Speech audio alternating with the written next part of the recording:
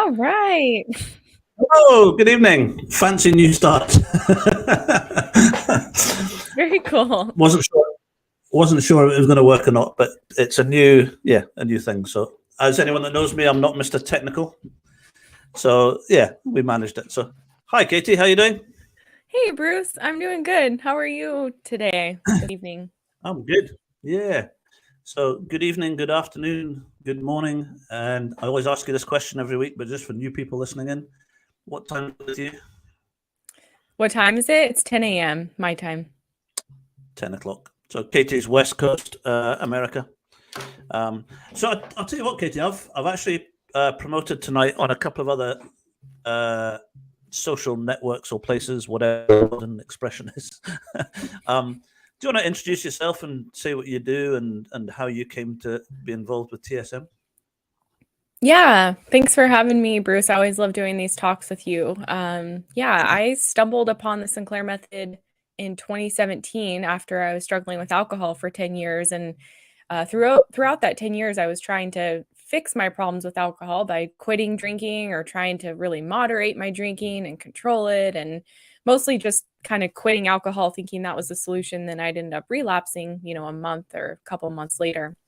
So I was stuck in that cycle. And, in one desperate day, I was always searching for answers. Like, there's got to be an answer out there because I couldn't figure out this problem, for so long. And I stumbled upon a, now famous TEDx talk by Claudia Christian about how she overcame alcoholism using a medication assisted treatment, which is the Sinclair method. And like a lot of people, I was like, this is too good to be true, but maybe this is also the answer I've been searching for. And, kind of took me a couple months to find the medication and get started on it. But within the first week or two on the treatment, I was like, this is working. I can't believe it. It was helping me feel like I had an off switch around drinking for the first time in my life. And, it was a year-long treatment I was on it, but I could get the glimpse of these changes early on of how it was helping me to feel more in control of my drinking. And that change in me just led me to start creating videos online to raise awareness about it because there was so little information about it at that time. I was like, is this real? Is this legit? Is this a genuine treatment?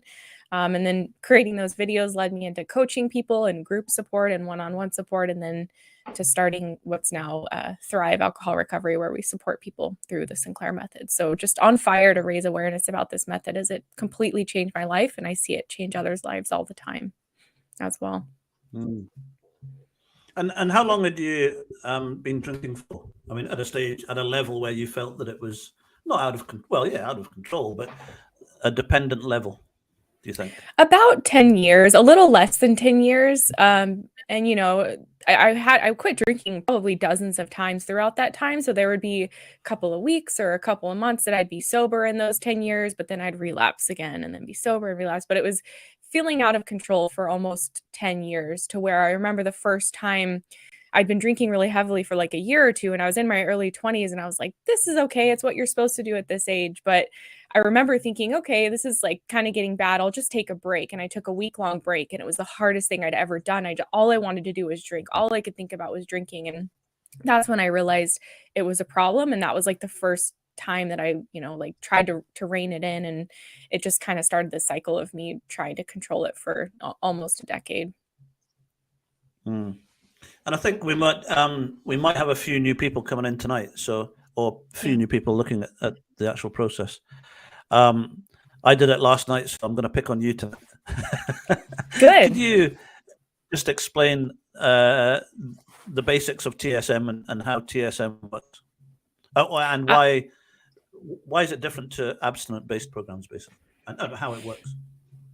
Yeah. Oh my gosh. It's a stark difference. And for people who are here, if you have questions, like I have my personal experience with it, and, seen a lot of individual experiences, as has Bruce. He's worked a lot with people one-on-one. So, it's not like any other treatment that's out there. It's not like, the traditional just quit drinking, take it one day at a time, kind of fight the cravings, just don't drink. Like, that's what I tried over and over again for a decade, and it wasn't working. And what was actually happening was my drinking was getting worse and worse over time. And so the Sinclair method, what was so different about it was by taking this medication, the protocol is really simple. It's not always easy, but it's super simple. You take a medication, an opiate blocker, an hour before your first alcoholic drink of the day, and you just do that over and over and over again. Then the other side of it, of course, is habit change, how you're spending your alcohol-free time and all of that. But as you're following this protocol and drinking on the medication, it's blocking that huge endorphin reward the brain gets when you drink. And so for me, what that started to do over time is it started to give me an off switch, where before I would always want to drink until basically super, intoxication or blackout. Like I really didn't have an off switch. And if I did moderate my drinking, it was so hard to do. It was white knuckled. It was like me obsessively wanting a third or fourth drink, but I'd be like, no, I can't do it. I can't do it. And with the Sinclair method, it started to give me that off switch. So a bottle or two of wine was my usual dose before. But with TSM, it was like, oh, I just want 3 glasses and I don't want another one. Whereas before it was like I had no off switch. So that started to happen as I was using the medication, and I was starting to have alcohol-free days more easily, to where they weren't white knuckled and forced. I just was like, I genuinely don't feel like drinking today. And it just continued to progress from there. The changes were gradual for me, and they're gradual for most people. It's not an overnight fix. It took us a long time to learn alcohol use disorder, and it takes time to unlearn it. But it's like I was seeing these gradual changes little by little over time as I, now understand so much more about how alcohol addiction functions in the brain. Like that's really the root cause of it. And what this medication does is it allows you to break that link between alcohol equals this huge reward, so that over time it's like alcohol just becomes less interesting. Like sure, you might enjoy it, but it's like, you might enjoy a piece of cake, but you're not going to go out and eat 3 of them. It's just like one slice is enough. For me, 1 or 2 drinks became enough. I just didn't care for more. And that was through what the medication was doing to fix the brain. And I just think it's sorry, just if anyone's come on, if we've got a comment section as well, if anyone's got any questions about the Sinclair method, or if you've got any questions about what we're talking about, please feel free to put it in the comment box and we'll see if we can get back to it. I was going to go back a little bit to, you mentioned relapse as well, that when you were on the abstinent-based programs, it was a case of you could do a week and then relapse, and then do a couple of weeks and then relapse. Yeah. The main thing that I've noticed is TSM relapse proof. It's pretty close to it. It's that's the one thing that absolutely stunned me, that when I worked in abstinent-based rehab centers, they did an amazing job, but the relapse rate was quite high. And the main thing that struck me with the Sinclair method was we weren't getting the relapses that we were getting in rehab. You haven't, again, I hope you don't mind me saying this, you obviously haven't drunk you've brought your drinking right the way down to next to abstinence. Abstinence. Yeah. Are you struggling if someone stops on an abstinent-based program, the hardest thing that and everyone else knows that is the craving effect that kicks into play, and then it's a constant battle to try and stay sober. You've been sober for 3 years. Is it a battle, or are you white knuckling it on a day-to-day basis and climbing walls and struggling every day? No, and it's actually been almost 4 years. Someone was just asking me, it was either in August or September of 2018 that I quit drinking. And I can't remember the last time I drank, because I didn't mean for it to be my last time. It was just happened that way, to where that was the last time I drank, and then I never drank again. But no, like you said, it is a relapse proof. And of course, you're still drinking on the Sinclair method, so people might count that as a relapse. But as a coach, and as well as a counselor for people on TSM, a relapse is really if someone stops taking the medication. Because if you continue to drink, but you drink on the medication, it's kind of protecting your brain. It's making it so your brain's not going to relearn the alcohol addiction. So I can drink today if I want to. I would just take the pill beforehand, so I'm protected. But I've just gotten to a place where I'm kind of grossed out by alcohol. Like I don't want it enough to have a drink. Like I literally have no desire for it. And the example I know you've heard me use a million times is I'm someone, I've never smoked cigarettes before. And so I don't think, oh, well, maybe I'll go out and have a cigarette today or tomorrow, or, it just doesn't occur to me, because it's not something I want to do. I have no urge to smoke a cigarette. And the same thing has now become true with the alcohol. Even though I was addicted to it for almost 10 years, it's like it's been erased from my brain, and it's just not even a thing that it doesn't occur to me to drink anymore. I have no desire. I could be surrounded with people having amazing wine, and I literally have no inclination to drink. So it's true. it's a black and white, or it's like night and day difference, I should say, of, kind of abstinence, white knuckling. I have people tell me I'm 3 years sober, but I still think about drinking every day. And that was where I was. And eventually those thoughts and cravings would cause me to be, screw it, I'm going to have a drink today. But through the Sinclair method, it fixed my brain. And so it doesn't occur to me to drink. Like, it's funny because my husband drinks, but very little, and there'll be bottles of wine sitting on our counter. And before I would know where every wine bottle in the house was. I would know how much was there. I would be tempted to drink it. It'd really be talking to me. But now it's like my eyes just glaze over it. I don't even notice. Like, if you asked if we had wine in our kitchen right now, I would say probably, but I'm not sure because I just don't notice it anymore. So yeah, it's incredible. And totally freeing. Like, freedom is the word I hear a lot of people say when they get through this method. It's like you're free from the addiction completely. It's not a battle. And I think until someone's actually been through it themselves, one of the biggest challenges with alcohol dependency, AUD, we hate the word alcoholism, unless somebody's been through it, it's very, very difficult for people to understand that it's not a choice. When it gets to the point where the brain becomes dependent on the endorphin reward, it's not a choice. People are not doing it because they're doing it because they want to be, it's fun. Nobody that you and I work with would do it because it's fun. So when it becomes dependency, to be able to take, I think one of the challenges with the Sinclair method is that it works so well, and it works so opposite of the way that we've been taught for the last 100 years, that the only way to deal with alcohol dependency is to stop drinking and then white knuckle it for the rest of your life. So when you talk about people who, and I'm sure I've heard you talk about it because I'm kind of just saying this for people that haven't heard it, but I'm sure that people will be saying to you, well, you really didn't have a problem anyway if you're not craving when you're sober. Now, whether someone's drinking a bottle of wine a day or whether someone's drinking a bottle of vodka a day, it's exactly the same. It's not an issue of the fact that someone was not dependent. And Katie's just said that she was dependent. I've worked with people drinking bottles of Jack Daniels, bottles of vodka a day, who have got right the way down to drinking 1 or 2 glasses of wine 2 or 3 times a week. Now, in a normal abstinent-based program or in an abstinent-based world, that is just not possible. It just does not happen. And that's because of the neurological process that's going on. But on the Sinclair method, I remember it's called the Sinclair method because there was a guy called Dr. Sinclair who did all the research in Finland on the back of the Finnish government paying for it.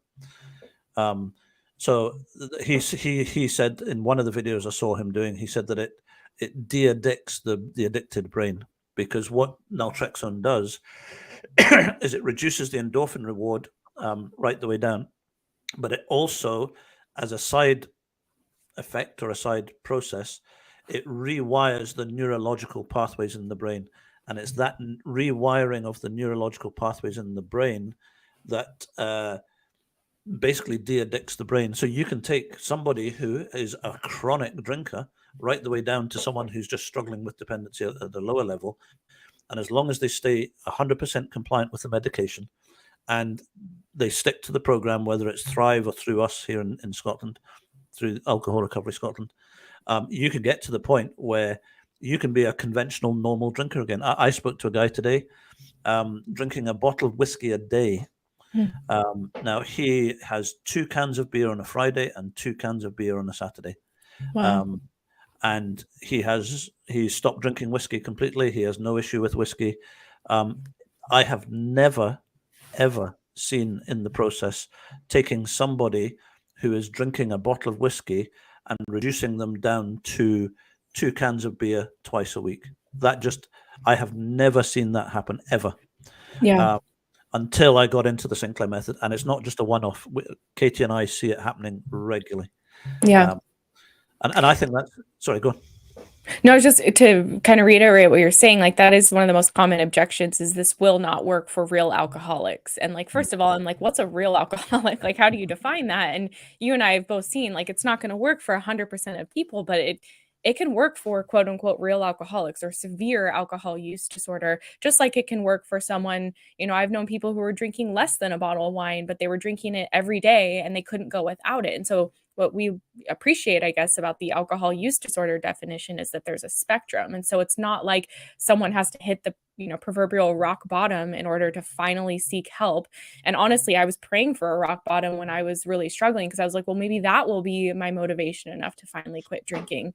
But it can be addressed at any part of the spectrum, and it can work for people who have severe alcohol use disorder, especially if they're motivated and they're committed to this process, and they're going to, see it all the way through. They're going to get support. They're going to, take it seriously, like a treatment protocol, which I find a lot of people who have severe alcohol use disorder, they don't want to, like you said, they don't do it for fun. They don't want to keep doing this, but it's that overwhelming compulsion, the addiction that keeps driving it, that's beyond their logical reason. Like, we all know alcohol addiction is not, or not, maybe we all don't know, but the alcohol addiction is not logical, but the traditional kind of abstinence only treatments treat it that way. Like, well, just don't drink and, figure it out from there. But if it were that easy, I don't think we would have millions upon millions of people struggling with this condition. But you and I have both seen it work for mild, moderate, and severe alcoholism. And it's up to the individual to decide if their drinking is bad enough. Like, sometimes people ask, is my drinking too bad for this method, or is it bad enough for this method? And it's really like,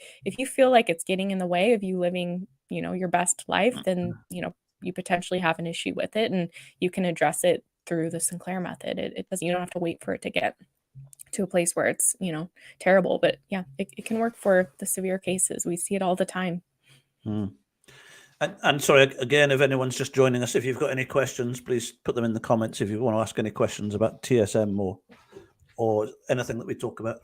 The other thing that I had a conversation with someone about today, which again raised the whole subject again, and I find absolutely fascinating, was that in the abstinent-based world, we were always taught that people drink because of their problem, their unresolved issues, or their challenges.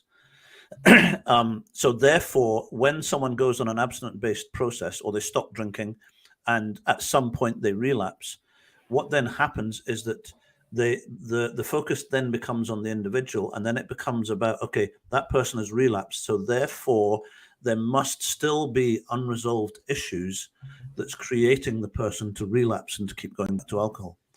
Now, the one thing that I've learned from the Sinclair method, which absolutely blew my mind, because I came from a school of thought and a training where that was the issue.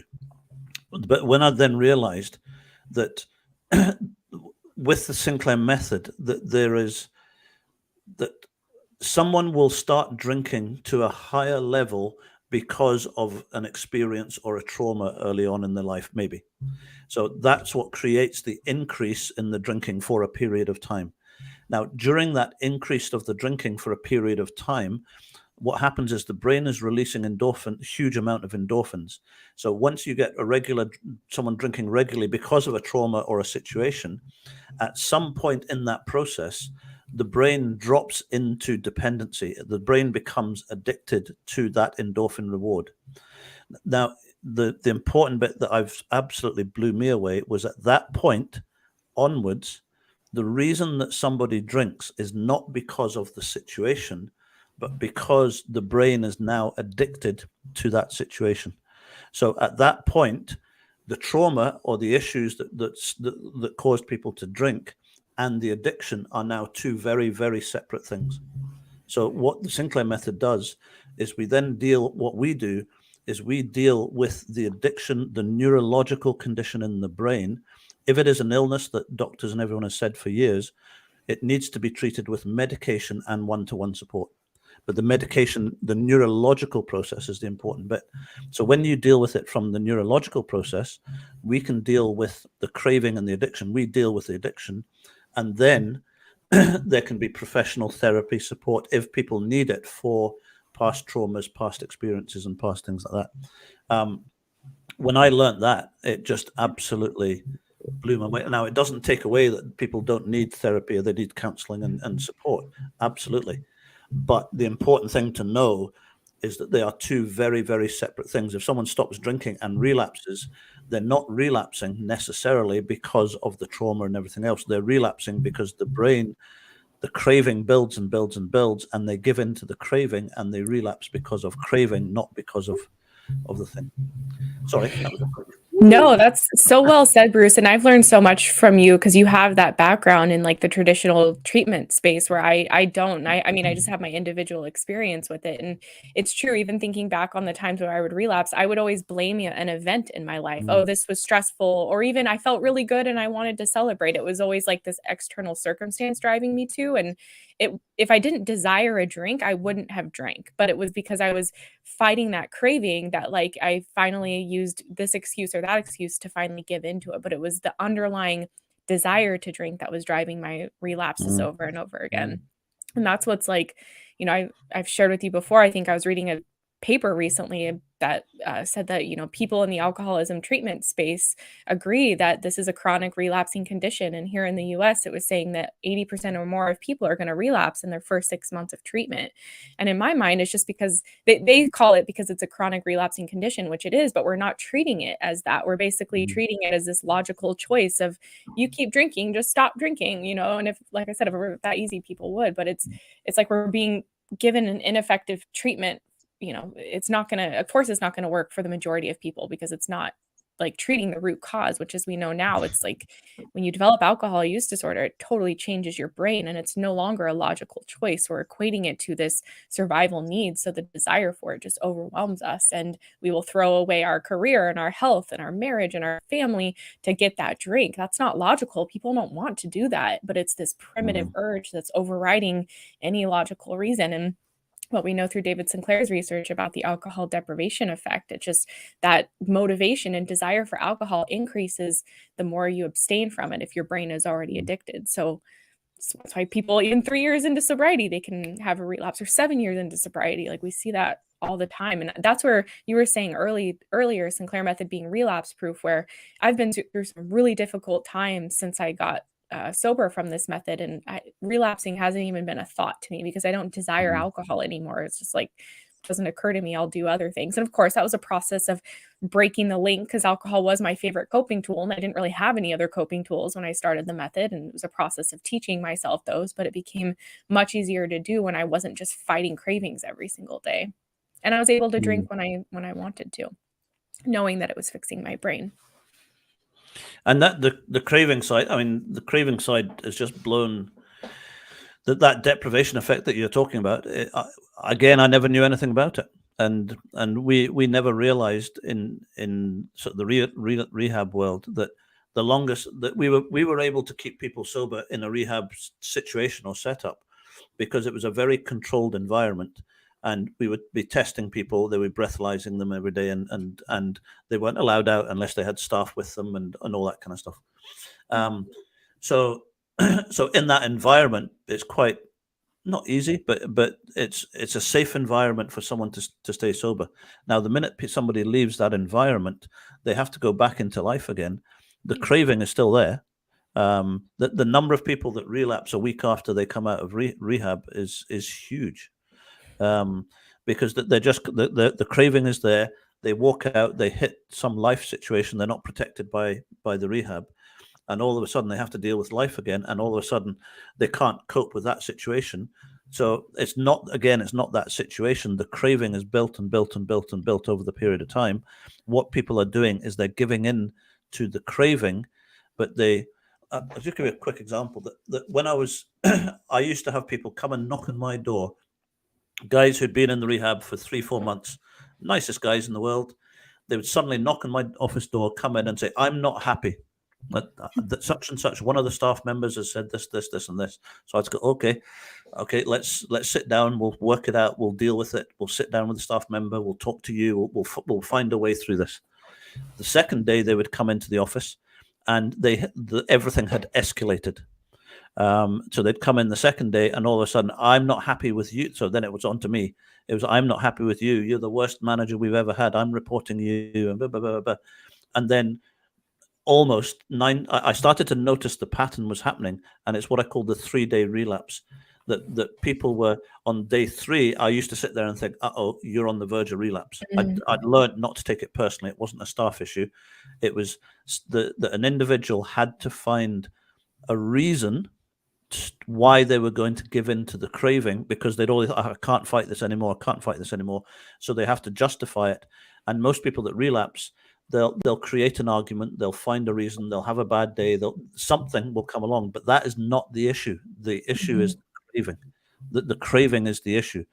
And that's why the Sinclair Method has such a success rate, because naltrexone deals with the craving. And if you eliminate craving, abstinence or low-level drinking is very, very, very possible. And that's why the success rate goes through the roof. Yeah, another common thing I'm sure you've heard, and probably everyone has heard, is like, once an alcoholic, always an alcoholic. And that's something people comment on my social media sometimes about this, just the belief that if you're an alcoholic, you could never touch another drink. And I think, the way we've been doing alcohol treatment, that's true, because if you don't have, the medicine that can help retrain the brain and fix that part of the brain, yes. Like, if I were to start drinking again today without the medication, I would probably relearn the addiction in a matter of a couple of months, I imagine.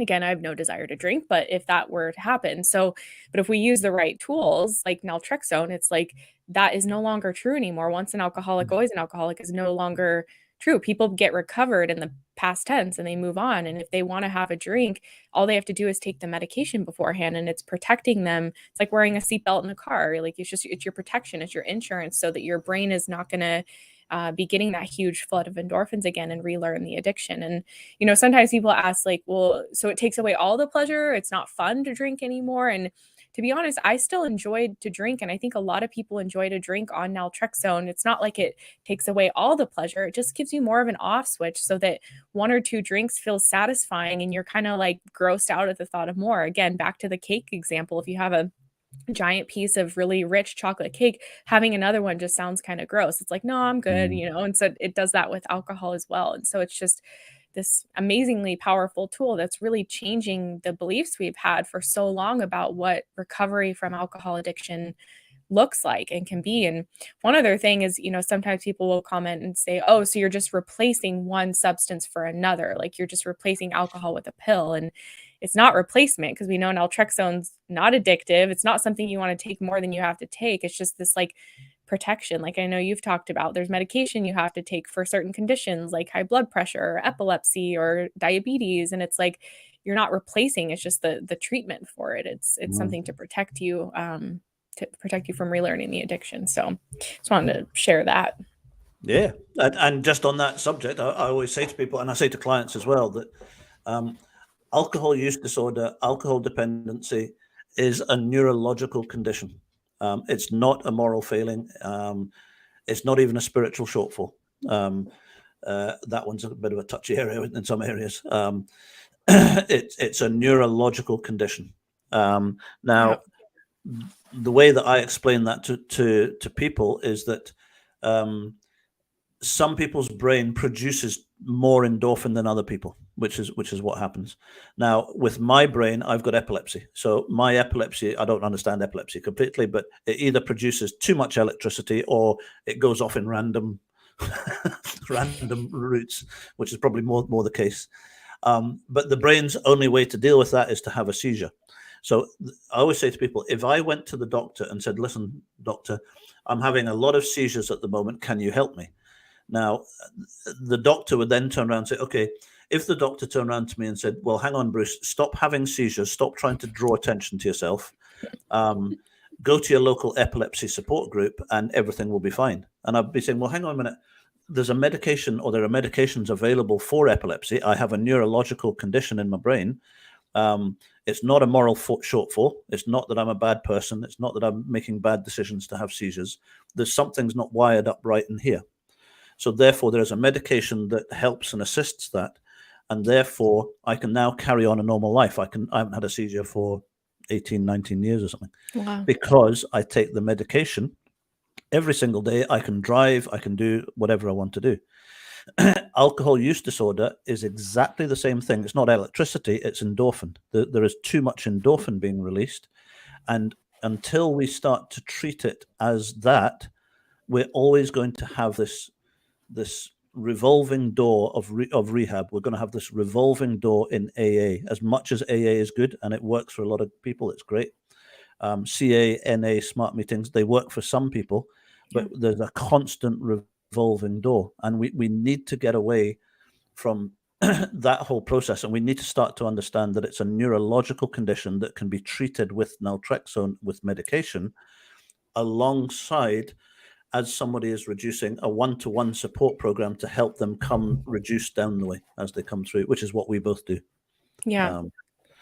So yeah, absolutely. Like, we often tell people, I know I've said a million times too, the Sinclair method and naltrexone are half the battle, and the other half is like how we're engaging the protocol and changing our habits, because the medication is an extremely powerful tool. And the Sinclair method, I know I wouldn't be where I am today without it. But, if we're not working to change our habits, develop new coping tools alongside, which is, I know, like what you work on with your members or people you serve in your program, it's only going to take you so far. What I see happen is people will hit a plateau. They'll see a reduction in their drinking. They'll be happy with the results, but they still have a long ways to go. And you and I both know the most common challenge people have is drinking out of habit. I know it was something I struggled with, and I see it all the time where people tell me, I don't really have that strong desire to drink anymore, but I keep drinking anyway, or I have an off switch. I want to stop at 2 drinks, but I'm finishing the whole bottle. Why am I doing that? And that's really the habit playing out. And I think one of the biggest ahas for me on this method myself, and I see it with clients, is that we don't realize how much we're drinking out of habit. And of course, that's true if we've been, having a drinking ritual as part of our daily or almost daily routine for years or decades. Of course, that's going to be an ingrained habit. But the most empowering thing is we can, unlearn that habit by, gradually reducing the craving through naltrexone, and then being, intentional with how we're spending our time and how we're drinking and how we're incorporating new hobbies and things like that. To be honest, drinking was my purpose for almost a decade. It's how I spent every evening, every day, and every weekend. It's just, I was drinking. That was my purpose in life for a long time. Sad to say, but it's true. And so I was like, I didn't even know what else I liked to do, because I would just do stuff where I knew alcohol would be there. So I had to literally practice new hobbies and ways to spend my time, and, of course, find new coping tools. And it was a process. And, the great thing about this method is it's done gradually. So it took me a year, and I even post that I'm still, developing new habits and things, but it can be done really gently. It's not like you're sober and all of a sudden you have to figure life out. It's a gradual, gentle process of unlearning this as you learn different, behaviors and habits and things in life outside of alcohol. And I think we were having a chat yesterday about it would be so good if we could. The nature of what we do is very, very private for most people. It's a very private thing, and if we do ask clients occasionally if they'd be willing to do a sort of video or do something, we never push it, we never force it. We only ask a few people, but 99% of the time, people obviously want to keep things private and everything else. So it would just, if we could, and I know Katie as well, and Karen that Katie works with. If you could see what goes on in the background of the clients that are working, it would blow your mind. I always say, if I could get a camera in here and I could film and record a day of my life in here, but we can't, obviously, for confidentiality for clients and stuff. It would absolutely blow your mind. I have phone call after phone call after phone call, and I know Katie and Karen have it in the States, individual after individual after individual, that are beating their addiction to alcohol. And I think the reason I was saying that, Katie, was to ask, some people think that, like you were saying earlier on, that you only have a drink problem when you're sort of down and out, you've hit rock bottom, you're living on the streets, without giving away, obviously, well, by keeping confidentiality. But what sort of professions or individuals do you find you're working with? Yeah, that was like one of the most eye-opening things for me as I started documenting my journey on YouTube. When I was having success with this, I was like, I got to tell people this is working. And one of the most surprising things that was happening back then and still happens today is the diversity of people who experience alcohol use disorder, and the amount of people that it's a secret problem that maybe not most people in their life don't even know they have the problem. They sneak their drinks after their spouse goes to bed, or they drink while they're at work, or they sneak drinks here and there. That was definitely something I was doing, and people didn't realize how bad my drinking was. But it's all over the board. I mean, therapists, physicians, nurses, school teachers, reporters, entrepreneurs, stay-at-home parents, health and wellness coaches, even addiction recovery coaches, or therapists. It does not discriminate.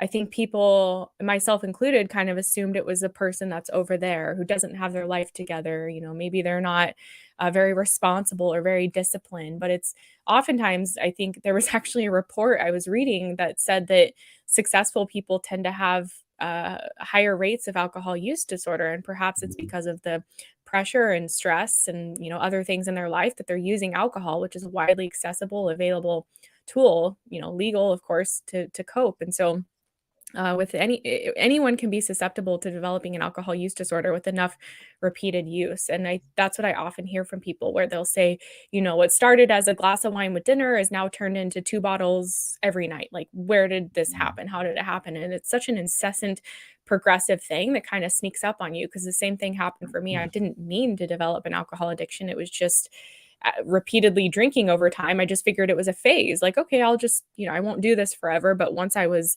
hooked and I couldn't stop. And it kind of happened without me being aware of it. So it does not discriminate. And a lot of people are struggling in secret. A lot of people, part of having alcohol use disorder is kind of, I think, sneaking drinks, because there's so much shame around it. And so I had stashes hid around my house that my husband didn't know existed. And I would take pulls from my whiskey, or, just sneak drinks in another room without him knowing. And that's a part of it as well. It's like there's so much shame around it, so we're hiding it, and then it's just getting worse. And then the only treatment that's available is or that's known to most people, is go to AA, call yourself an alcoholic, just quit forever. And for me, I would profess that I was quitting to everyone in my life, because I was like, well, that will keep me accountable if I tell everyone I'm quitting. But what it kept doing was just, I would quit and tell everyone, and then I'd relapse again, and I'd just feel more shame about not being able to quit. And so I stopped telling people that I was trying to quit. It was just digging myself in a deeper hole. But all is to say, it does not discriminate, and it affects amazingly brilliant, successful, talented, smart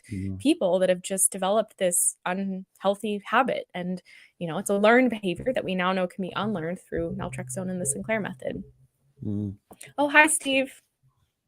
So thank you, Steve. You just said we do a fantastic job. So do you, Steve. Yeah, so do you and your Facebook, Steve. So Steve's got a Facebook page that he does a lot of work with guys with. So well done. I was just going to mention as well with I've got to be careful what I say on a thing.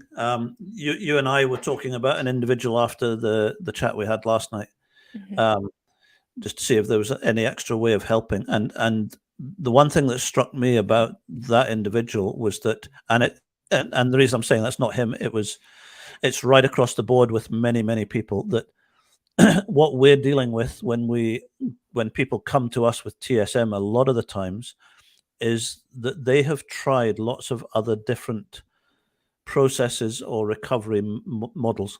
Now that does, please, that doesn't mean that they're not good, they don't work. They work for a lot of people, and for the ones that work for it's fantastic. But if someone has been to rehab and relapsed, and then all of a sudden, I've failed again, they've gone to AA and relapsed, and then each time that someone tries to stop, like Katie's saying, and then they relapse, what happens is the hope gets less and less and less and less. The guilt gets bigger and bigger and bigger and bigger. The shame gets bigger and bigger and bigger. The self-doubt gets bigger and bigger and bigger. And the number of people that Katie and I will speak to that say, I've got kids, I've got a family, I've got jobs, I've got this, that, and another. Why can't I kick this? Why can't I just stop this? I've stopped this. I've been on a diet. I got the gym. I've stopped smoking. Why can't I stop this? And all of a sudden, it literally chews away at people till it ends up with self-esteem issues, guilt, shame, and no hope. So the first thing that I do with clients is I'll spend the first couple of weeks with them just trying to install the hope back in them to say, listen, if you stick to taking your medication 100% compliantly, stay in touch with me for the next 6 months, this will work.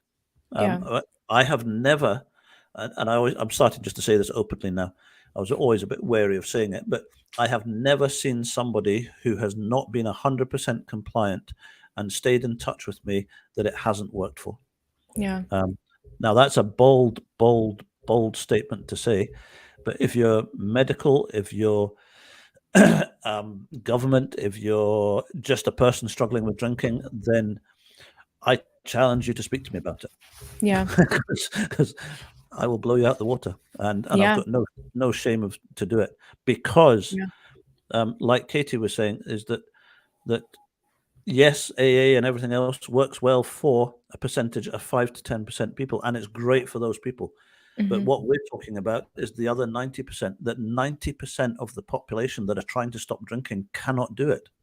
And something has to be done. Hence, Katie. Thank you for your videos, Katie.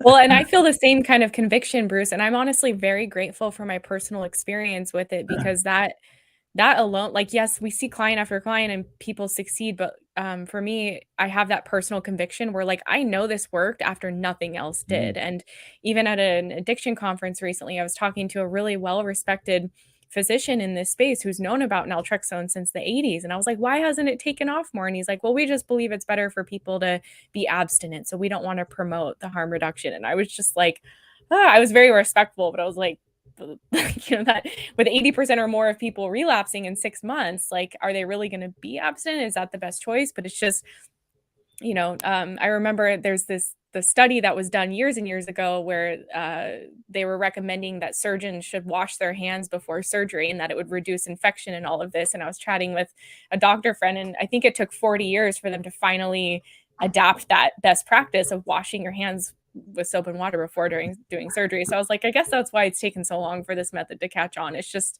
it takes a while to change a system that's already been in place for 100 years or so. But I know you and I are both on fire to raise awareness about it and let people know that it's an effective option that's far more effective than other treatments that are out there. We're not saying get rid of the other treatments. We're just saying offer this alongside it, or as an alternative if it's not working for people. And quite often I used to back off saying that the program has a 78% success rate, because it was just, I didn't believe it. I was angry when I first heard it. You know my story, Katie, but I saw a YouTube video by Claudia Christian. If you could type in Claudia Christian TED Talk and watch the video, Claudia there mentioned that there's a 78% success rate with the TSM. And I switched it off at that, and I said, what an absolute utter load of rubbish. And I actually got really, really angry, because I got sick and tired of people promoting statistics for their success rates when they were just fiddled. They were worked, and then long story short, I started working with clients. Now bear in mind, I'd come from a background where the whole process was fighting to keep people sober. And then when people left the process, they would then relapse. Most people would relapse and then come back again. And then all of a sudden I started working with clients, and I watched client after client after client phone me up saying, Bruce, I'm losing interest in alcohol. What is going on here? I've never had this in my life. All of a sudden I can control my drinking, and I haven't been able to do it. And I remember I've got an office now where I work in, but when I started, I worked from home. And I remember coming downstairs some nights or some days after speaking to clients, and I would just burst into tears. And I'll just say to my wife, I said, this works. And it took me 6 months to get my head around the fact, because I didn't believe it. And which is why we get where people are coming from. And it's like, no, well, if it was that good, it would be all out and about and going around. That's another night's discussion. But I suddenly started to realize this works. And then I thought, okay, well, will it work with someone else at a slightly higher level? So I took on a client that had a slightly bigger drinking level, and it worked for them. And then it worked for somebody else and somebody else. And that was 3.5 years ago, and it hasn't stopped. What would you say is the number one contributor to someone being successful with this treatment? Like, what if there was like one thing that someone needed to be successful, what would you say that is? Can I have three? I guess. I say to clients, there's only three things I want them to do: is 100% compliancy with the medication. Don't play Russian roulette with it. Don't take it for a while and then not take it. 100% compliancy with the medication. Keep a drink log, keep a drink diary for 6 months, just so that we have something to work from to organize your reduction program, and stay in touch with me at least once a week.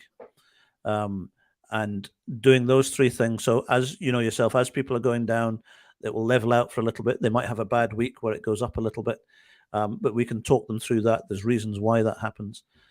So those three things. And then, like I said, the three people that not the three people. I've worked with over 180 people. I've had 180 clients in 3 years. In those clients, I have never seen anyone that has done those three things that it hasn't worked for. Nobody. So it's and it's the same with Katie. It's Katie runs an online program with videos and online chat and videos and Zoom meetings. Again, take your medication 100%. Keep a drink log and plug yourself. If you're in Thrive, plug yourself into Thrive and use as much of that information as you can, and it will work. And just one more thing for me is do I say this, don't I? It's we have to change the process. We have to change. The Sinclair Method should be worldwide news. It should be on the front page of every single newspaper at the moment, with the way it's working. It's not. Yeah. There's lots of reasons for that. And Katie and I might have an evening one night where we talk about that. Yeah, that was something someone recently commented to. Yeah, right. If there was a medication that healed alcohol addiction, every doctor would be screaming it from the rooftop. And I was like, right, that's what I think too. But we're not there yet. And, you know, sometimes people have the objection of, oh, you must work for a pharmaceutical company or you must be in it making all kinds of money on this pill. But it's a generic pill. We make no money from the medication. It's very affordable in most parts of the world. So that's, you know, not it at all. In fact, it's probably the other way around. They don't like us too much. Yeah. Yeah. They want to make, yeah. You're cutting into our $1 billion business.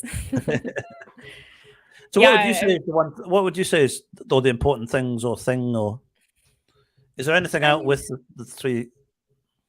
I agree. Those three things are definitely, and I think, you know, something that's always with anything, it's like in life, it's like the motivation to change and really the desire for it. I find if someone's not really ready to commit to this protocol, take the medication 100% of the time, like really see it all the way through, you know, they're probably not going to give it enough time to work because it's a long-term treatment protocol. It really does need time. So, and that's okay. Like some people just may not be ready. I've worked with clients who started it was working really well. It was almost too well. They're like, okay, I'm not ready for this yet. I'm going to put the medication aside for a bit. But I think if someone really has that 10 level motivation to change and they're ready to get this behind them, even if it takes them a while, like they're going to be successful with the method. So having that desire to change and having the right mindset too. People come into it, you know, there's a lot of fears because we know the 78% success rate. So people automatically are like, well, my part of the 22% it's not going to work for, or, you know, they are so disheartened. Like you were kind of saying, they've done all these other treatments and nothing has worked. And so they just maybe think TSM is just another one of them, you know, treatments for them to try. But just having a positive mindset, trusting that, you know, this does have a 78% success rate. It works for the vast majority of people, and it's not going to be an instant fix, but if you can stick it out, like it can permanently, like you said, it's not an instant fix, but it's a permanent one. It can permanently heal people from this alcohol use disorder. So yeah, that's like when some people say, oh, this won't work for real alcoholics, I think that a lot of those people that are, you know, real alcoholics or whatever, they have a genuine desire to change. And sometimes they see better results than someone who's more of a moderate drinker, who's just kind of, you know, not drinking too much, but they're kind of happy with where they're at. Just because, you know, if you've had this problem and it's so severe, they're even more motivated to make this change and engage in the treatment protocol. Mm. And I was actually thinking that 2 days ago when I was going through some of the drink logs and the diaries that I get from my clients. Hmm. I've got a lady that started on, she was 240 units a week, which was, that's 24 bottles of wine a week. So three to four bottles of wine a day. She's down to 50 units in the space of 6 or 7 weeks, which is 5 bottles a week. So she's gone, 5 bottles a week from 22 bottles a week down to 5 bottles a week. Now that's happened really, really quickly. And I think you're right, Katie. It's when someone's at the chronic level, they know that they're in trouble. Yeah. And the minute they realize, hang on a minute, this works, then they grab it with everything they've got. Yeah, exactly. So it's I think we actually have more success with chronic drinkers than we do with, no, not more success, but that some people say, oh wow, how did they drop so quickly? And I say, well, if they'd drunk at that level for another 6 months, it might have killed them. Yeah. And they know that. and most of the times, by the time nobody goes from 0 to 250 units a week overnight. It's a build-up of years, and during that period of time, all these people, they've tried AA, they've tried rehab, and it's not that the programs haven't worked, it's just for some reason it hasn't worked for them. And then by the time they get to that stage, the hope's gone, all that kind of stuff. And then all of a sudden they take a medication. We will always see a 30 to 50% reduction in the first week to 2 weeks just by taking the medication. The rest of it is about habitual change and support. Yeah. So when people see that initial drop, all of a sudden it's like, wow, okay, this works. This works. And then they grab hold of it, and they're like a dog with a bone. They will not let go of it. Yeah, it's so encouraging because to not have control over alcohol it's a horrible feeling. Like and I think most people who drink, they want a sense of control over it. We want to have a sense of control in life in general. And so when people realize like, oh wow, this medication's giving me that off switch or giving me more control, it's just such an exciting place to be. Yeah, so it's incredible. I'm so passionate. I get more and more passionate by the day just to raise awareness about this method, especially as I dive deep into kind of the shortcomings of our current treatment system and how it's not serving people. I'm sure I never went away to rehab, but I'm sure if I would have gone away to rehab and spent all that money, I know I would have relapsed afterward because it wasn't fixing the problem. It's like I would go away to retreats where it was like a super clean eating, maybe fasting retreat. And that's what I would try, which is kind of like a rehab, you can kind of say, but I'd go away to those thinking this is going to reset me. I'm not going to drink again. And then I'd leave and I might go a week or something. And then I was back at it again because my brain wasn't fixed yet. And of course, it's an issue with the brain. It changes your brain. Of course, we need to fix the root cause of it. Like it's baffling to me that we're not there yet. And it gives me a righteous anger, which I think lights a fire under me to just be a super strong advocate. And I know it's the same for you. Did you want to talk about what you're doing with the unicycling, Bruce? Yeah, I mean, people have probably noticed there's an NC 500 unicycle thing on the top of the screen. I'm going to unicycle the NC5, and if anyone's in the UK here, there's a route called the NC 500 in the north of Scotland that's 500 miles. And in 6 weeks' time, I decided a year ago I was going to learn to unicycle and then go around the NC 500. So it's a 500-mile trip. And the road's not flat. I can tell you that much. So the reason I'm doing it though is, yes, it's going to be a bit of fun and it's unicycle and everything else. But like Katie in the States, like other people that work with it, Steve that's on here in England, anyone that knows anything about the Sinclair Method and knows how successful it is, I don't care whether I make it. Katie and I were just talking about it before. Whether I make it or not, I don't know. I don't know if I'm going to make it, but I will give everything I can to make it and to raise as much awareness as I possibly can. Not for me riding a unicycle, but the unicycle gets a lot of attention when I'm out and about. And the reason for that is that as I'm doing it, I want to get as much or raise as much awareness as I possibly can. I and Katie and Karen and other people that work in the industry, we have a model that has a 78% success rate.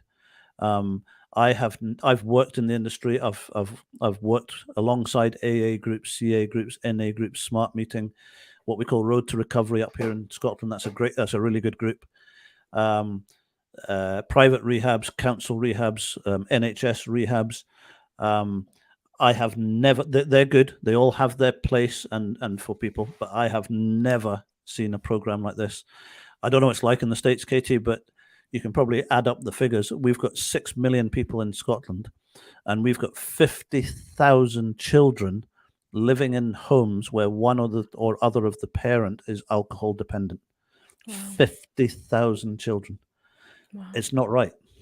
When you have, I spoke to a nurse the other day that I explained naltrexone and how the process works, and she got it straight away. She was a nurse and she understood it. The fact that it is not the number one program in the UK and the States and all over the world is wrong. Yeah, I know. And we have to do. We'll keep plodding away. Katie has done so many YouTube videos over the years that it was Katie's videos alongside the Claudia Christian video, and Katie's Zoom meetings. Katie did Zoom meetings for years, where I learned so much about the Sinclair Method. So it was the Zoom meetings, and I watched a lot of my only information in the early days was Katie's YouTube videos. I'm glad it helped. Katie is the YouTube pioneer for TSM, is what I call you. Yeah. Yeah, I mean, that's where I was always turning for information. And so I was like, I'll start making YouTube videos to tell people that this works. And yeah, I'm so glad that it's been able to reach people and raise awareness about it. And yeah, it's going to reach a tipping point. I really do believe. And I know Claudia's and her nonprofit, they've done a lot of work to educate people as well. And it's just, you know, I'm sure you hear it all the time, but I hear people, why haven't I heard about this before? Why didn't I hear about it? I was in this program, never, went to the hospital for detox and never heard of it. Why is that? And it's just, I wonder the same thing. And, we're eager to get this out there. So more people, it'll be the frontline treatment. So people will go to their GP and say, I'm drinking too much. And they'll say, oh, we'll get you going on naltrexone. It would just be, that's my vision that I have for the future. Brilliant. And there's an amazing man that I know. Reset my drinking habit. Yep. Give me a phone, Jason. I need to speak to you. Well, I don't need to speak to you. It'd be just nice to catch up with you and say hello and see how you're doing. If you're on holiday, September the 17th onwards, come up to the Highlands and pick up a push bike and come and join me for a couple of days. Jason's an amazing man. So that's so cool. So well done. Congratulations, Jason. Just reading your testimony. That's so encouraging. Yep. And again, exactly the same process, 100% compliant, filled out a drink log and stayed in touch once a week. And it was, hope you don't mind me saying that, Jason. It works. And I wish we could just line up all the clients that we've worked with and one after another. TSM works. I'm just a bit wary of time, and I need to go out unicycling. For my training. Can you explain a bit about what you do and how to get in touch with you if you're in the States or anywhere else that someone needs to get in touch with you? Sure. Yeah. Our website is in the little ticker below, thrivealcoholrecovery.com. We have information about the Sinclair Method on there and some videos, some free resources for people to learn more about the method and the medication. And yeah, in our program, it's all online private program where we're guiding people through it with a community and resources and Zoom support. And the vision is really for it to be a one-stop place for everything someone would need on the Sinclair Method. So yeah, and it was created by myself and my partner, Karen Dion. We're both Sinclair Method success stories and teamed up to create this program and help people. So yeah. And did you want to share about your program as well, Bruce? Yeah. So we're based in the Highlands of Scotland. We work with people all over the UK. I do have clients abroad. I've got one in Singapore at the moment. I've got one in Kenya. We've worked in Kenya. I've got someone in Holland at the moment. A number of people in England. So we will. I mean, mostly it's mostly UK though. So we operate a 1-to-1 program. So where we someone comes on, we've got a doctor we work with. He will do the prescribing and any medical support that's needed. And then I do a 1-to-1 program with individuals. So I talk people right the way through the program, from when they start to wherever they need to get to. We have an open-end program, so it's not a 6-month or 4-month or 3-month or 2-month program. It runs for as long as you need it to run for. If you need to come back in a year's time and give us a phone in a year's time.